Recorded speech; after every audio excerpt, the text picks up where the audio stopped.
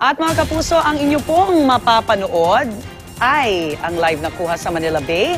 Mas malinis na ito ngayon matapos simula ng DENR ang rehabilitasyon sa lugar, kaya mas kinagigiliwan ng pasyalan.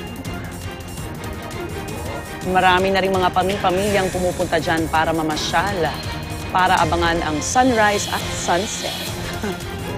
Aba, nagsa-selfie video pa si Kuya habang nagbabay.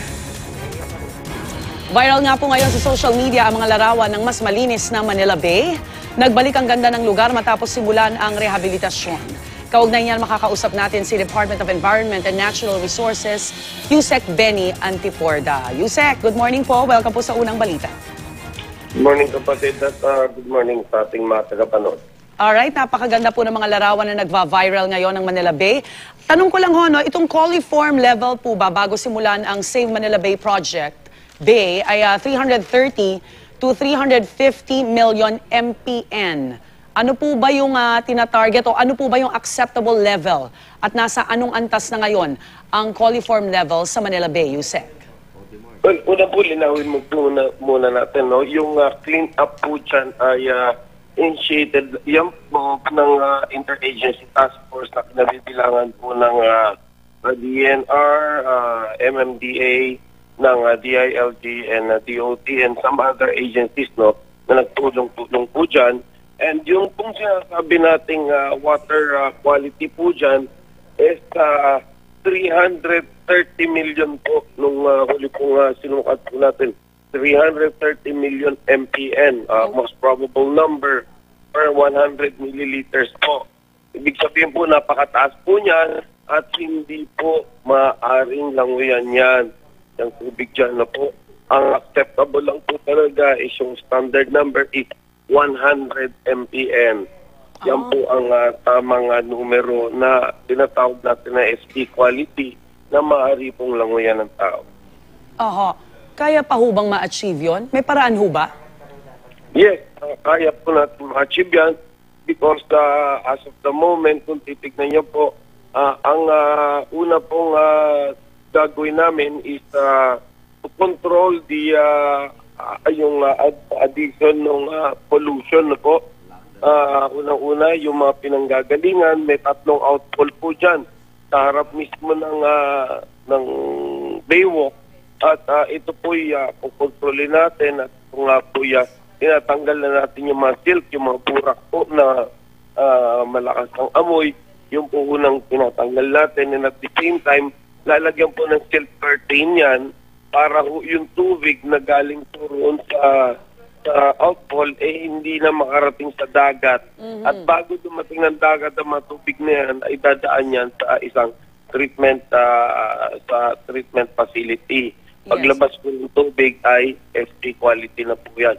So, malaki pong factor yung pagdagdag pa ng pollution sa ating tubig.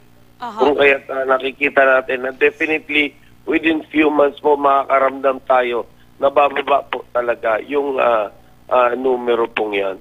Yung coliform level na yan. Meron nung 3 establishmento, tama ho ba na ipinasara? Meron pa ho bang planong susunod pa na isasara dahil sa pagtatapon nitong untreated wastewater sa Manila Bay, Yusek? Yes, marami pa po.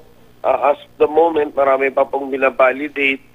And sa Region 3 po, marami na rin pong naipasara. Hindi lang po rito sa Maynila, ano po? Hindi lang po itong 3 to ang tinitingnan natin. Yung second 3, ano to? Mga restaurants ba ito? Ano ho ito?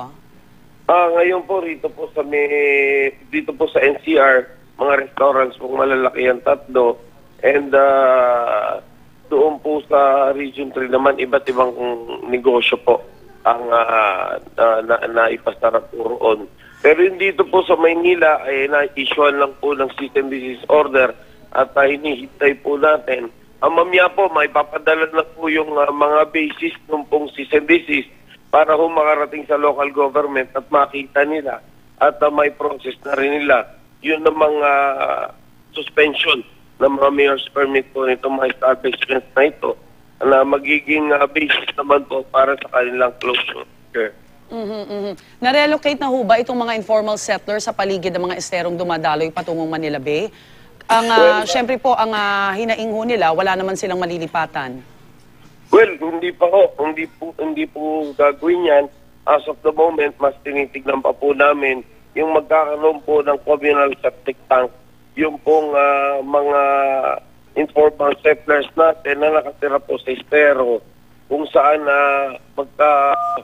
at the same time magkakaroon din po sila ng sarili nilang sewerage treatment plant para masiguro naman yung kanilang dumi hindi na diretso pang dadaan na ilog patungo sa dagat. Magkakaroon na po sila ng treatment facility para hindi na lumala ito sitwasyon natin. Kasi sayang naman yung efforts ng lahat kung tatapunan lang din at hindi aalagaan talaga ang Manila Bay. Ang hamon po ngayon, paano natin mapapanatiling malinis ang Manila Bay? Usually naman, Yusek, pag may bagyo, tsaka natin makikita yung mga basura na naman na humahampas dyan. Ano po ang panawagan natin sa publiko, Yusek? Well, una po, hindi po kami magtatagumpay dito kung hindi po tayo tutulungan ng bawat Pilipino.